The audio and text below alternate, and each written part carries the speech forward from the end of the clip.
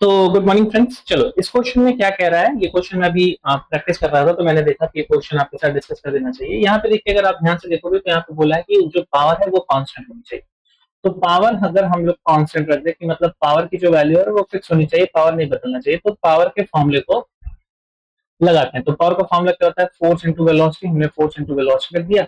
Power को आप जानते हो कि पावर को हम लोग क्या लिख सकते हैं, पावर को लिख सकते हैं फोर्स इंटू वेलोसिटी। और फोर्स को हम लिख सकते हैं मास टाइम्स एक्सेलरेशन, और वेलोसिटी को भी लिख सकते हैं एक्सेलरेशन टाइम्स। तो यहाँ पे अगर आप नोटिस करो तो मैंने acceleration square is equal to P upon में एम टी।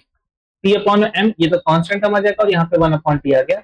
मतलब acceleration square is equal to one upon T, या फिर मैं लिख सकता हूँ acceleration is actually equal to power upon में mass times time inside the root, या फिर इन सब की पावर वन अपॉन टू।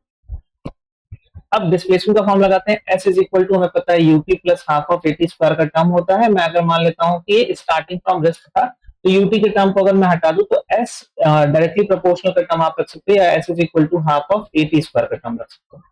अगर आप यहाँ पे नोटिस करो तो ए की जगह पे हम ये वैल्यू रख सकते हैं पी अपॉन में एम टी, और ये पूरी की पूरी वैल्यू रूट में है और यहाँ पे है टी स्क्वायर।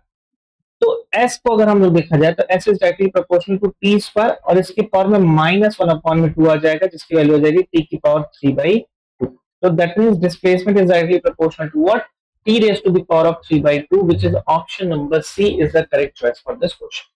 तो ऐसे ही और भी क्वेश्चन मैं आपके साथ डिस्कस करता रहूंगा, जो मुझे लगेगा कि थोड़ा हटके क्वेश्चन थे, उनको हम लोग आपस में डिस्कस करते रहेंगे।